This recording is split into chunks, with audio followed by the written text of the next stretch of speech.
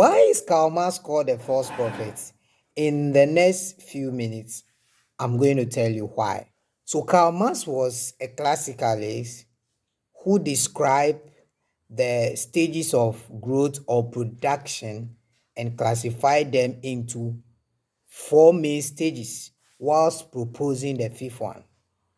So he talked about a stage of primitive communism where the factors of production are owned by everybody in the community. They work together and then they produce goods and services. Then it evolved into slavery, where we had masters who let people work for them, but they get nothing in return.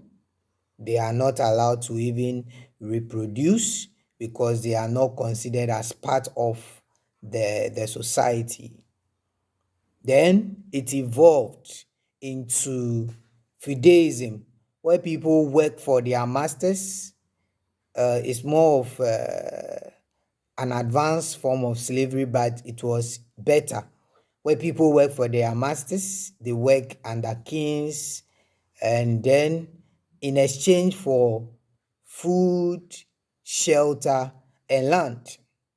And then it evolved into capitalism, where people get paid for organizing factors of production.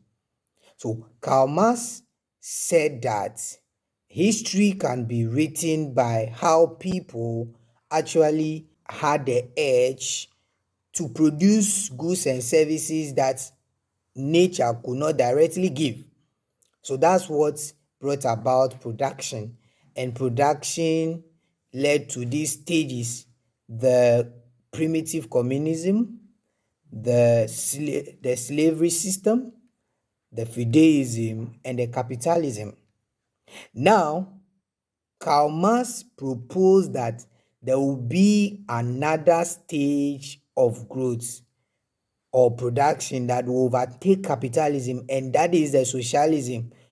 So because of that, he proposed that the oppressed people of the country, because what the capitalism does is to actually oppress the people, harness them.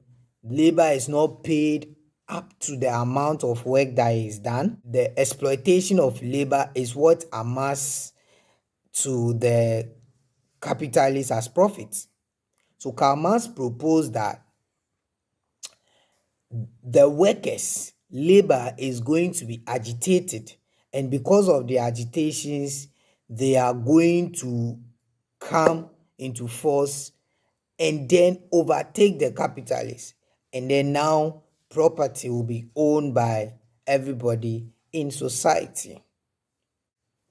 But actually, when you look at today's world, this socialism as proposed by Karl Marx does not work. It is not in place. It is not in full force. We see still capitalism and private ownership of property still in force.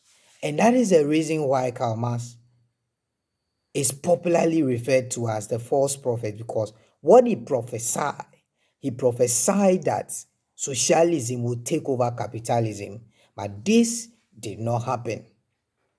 But Karl Marx's proposition actually helps us in terms of labor unions to actually call for better conditions of service, and it is still useful for writing the history of many societies. So we cannot throw away his proposition. But because socialism could not totally overtake capitalism, we say that Karl Marx's proposition is false, and therefore he is a false prophet.